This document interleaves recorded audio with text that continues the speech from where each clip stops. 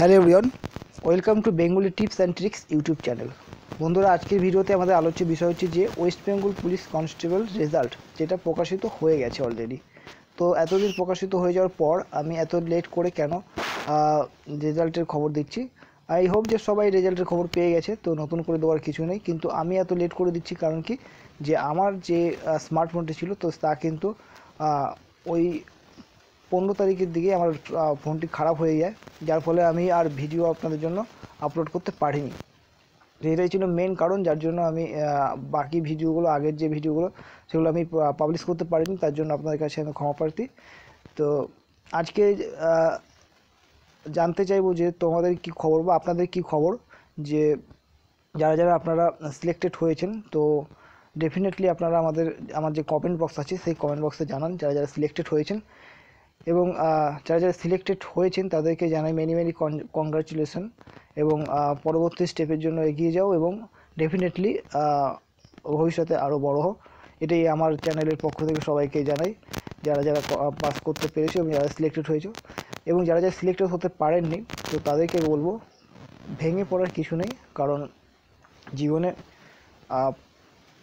জীবন আমাদের প্রত্যেকেরই সুযোগ দেয় এবং একদিন না একদিন আমরা আমাদের সেই ডেস্টিনেশনে পৌঁছতে পারবো। তো এটা কিন্তু আমাদের জীবনকে, যেমন আমরা এক একটা ব্যর্থতা পাই, কিন্তু সেই ব্যর্থতা থেকেই আমরা আবার শিক্ষা পাই। তো এগিয়ে যাওয়ার জন্য আমাদেরকে ডেফিনেটলি আমাদের সাকসেস দরকার, কিন্তু সাকসেস থেকে যে ফেলিয়ার, সেই ফেলিয়ারও কিন্তু আমাদেরকে কিছু শেখায়। এবং যারা যারা এবছর সিলেক্টেড হতে পারেনি, তো তাদেরকে আমি বলবো যে নিজেদের যে খারাপ দিকগুলো, সেই দিকগুলোকে আগে অ্যানালাইসিস করো। এবং সেই খারাপ দিকগুলো অ্যানালাইসিস করার পর যেটা দেখবেন যে ভুলগুলো হয়েছে, সেই ভুলগুলোকে শুধরানোর চেষ্টা করতে হবে। তো তার আগে আমি বলি যে যাদের যাদের সিলেক্টেড হয়নি, তো তারা ভেঙে পড়বেন না। কারণ এরপর কিন্তু আরও যে ভ্যাকেন্সি রয়েছে, ওয়েস্ট বেঙ্গল পুলিশের প্রায় 9,000 মতো ভ্যাকেন্সি বেরোবে, কলকাতা পুলিশের ভ্যাকেন্সি বেরোবে, তারপর এক্সাইজ কনস্টেবলের ভ্যাকেন্সি রয়েছে। যারা যারা পিলি পাস করেছেন তাদের মাঠ হবে, তো তারা মেন্সের জন্য ভালো করে খাটুন। তো অনেক সুযোগ রয়েছে। তো এই না হওয়ার জন্য শুধু একটা ভুলভাল ডিসিশন কেউ নেবেন না। কারণ জীবন কিন্তু পুরোটাই পড়ে রয়েছে, যে এটা হলো না মানে আর জীবনে কিছু নেই। কারণ অনেক ধরনের এক্সাম রয়েছে, রেলের গ্রুপ ডি রয়েছে, এনটিপিসি রয়েছে, সেগুলোতে কনসেন্ট্রেট করুন। তাছাড়াও যে সরকারি চাকরি পেতে হবে তার কোনো মানে নেই, কারণ বিভিন্ন প্রাইভেট সেক্টর থেকেও মানুষ বড় হচ্ছে। এছাড়াও বর্তমানে সোশ্যাল মিডিয়া ইনফ্লুয়েন্সার হয়েও কিন্তু মানুষ আজ অনেক টাকা ইনকাম করছে।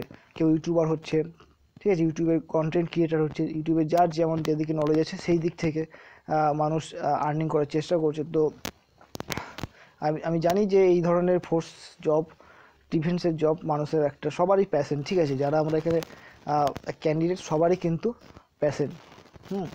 এবং শেষ মুহূর্তে যদি তীরে এসে তরি ডোবে, তো শেষ মুহূর্তে তীরে এসে তরি ডুবলেও আমাদের 90% রাস্তা কিন্তু কভার করা হয়ে গেছে। এবং 90% রাস্তায় যে রাস্তাটা রয়েছে, সেই রাস্তায় কী ধরনের বাধা বিপত্তি আসতে পারে সেটা কিন্তু আমরা এই যাত্রাতে জানতে পেরে গেছি। তো সেগুলোকে কিন্তু খুব সহজে ওভারকাম করা যাবে। এবং যে 10% রাস্তা বাকি রইল, সেই 10% রাস্তাটাকে কিন্তু ক্লিয়ার করার জন্য আমাদের আরও নতুনভাবে প্রিপারেশান নিতে হবে। কারণ 90% রাস্তা ক্রস করার জন্য কিন্তু আমরা যারা সিলেক্টেড হতে পারিনি তারা কিন্তু ভাববো না যে আমরা স্পেশাল ছিলাম না, কারণ আমরাও স্পেশাল ছিলাম।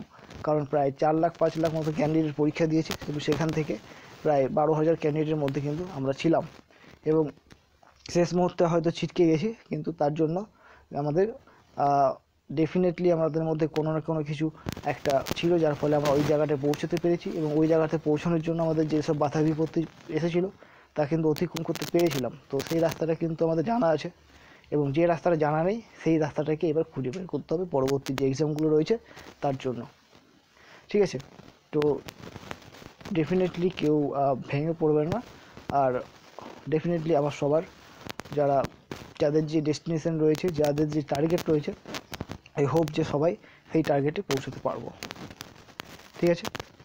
আর যারা যারা সিলেক্টেড হয়েছেন এবং যারা যারা সিলেক্টেড হতে পারেননি, সবাই কমেন্ট বক্সে জানান এবং তাদের মার্কসটা অবশ্যই জানাবেন। এবারে কাট অফ কত গেল, তো কাট অফ নিয়ে কিন্তু কনফিউশন রয়েছে। কেউ বলছে যে কাট অফে বলছে যে 51 গেছে, কেউ বলছে 53, কেউ বলছে 56। তো 3টে কাট অফ কিন্তু ঘোরাফেরা করছে জেনারেলদের জন্য। তো 56 কোনো মতেই হতে পারে না। এবার দেখা যাক কি হয়। ঠিক আছে, সব কিছুই কিন্তু উলটপালট হতে পারে। ঠিক আছে, হতে পারে না বলে সেরকম কিছু নেই, তবে হলেও হতে পারে। তো দেখা যাক যখন রেজাল্টের 21 তারিখের মধ্যে আই হোপ যে দিয়ে দেবে কাট অফ কত গেছে এবং কত ইন্ডিভিজুয়ালি কে কত নাম্বার পেয়েছে দেখিয়ে দেবে। ঠিক আছে, তো এবার সবচেয়ে ইম্পর্টেন্ট প্রশ্ন সেটা হচ্ছে যে আমার রেজাল্টের খবর কী। তো আমিও কিন্তু আপনাদের মতো একজন ক্যান্ডিডেট ছিলাম। 2018 সালে আমি পরীক্ষা দিয়েছিলাম। তখন কিন্তু আমি পিলি পাস করেছিলাম, মার্ট করেছিলাম। মেন পরীক্ষায় কিন্তু আমি আটকে গিয়েছিলাম। ঠিক আছে, তারপর মেন পরীক্ষায় আটকে যাওয়ার পর থেকে কিন্তু আমি জানতাম যে আমার পরবর্তী আরেকটা সুযোগ রয়েছে। তো সেই সুযোগটা কাজে লাগানোর জন্য আমি কী করলাম, আবার কিন্তু নিজেকে প্রিপারেশান শুরু করেছিলাম কঠোরভাবে। এবং আমার মধ্যেও কিন্তু একটা কি বলবো, যে মেন থেকে বিদায় হওয়ার যে কষ্ট, যে যন্ত্রণা, সেটা কিন্তু কাজ করছিল।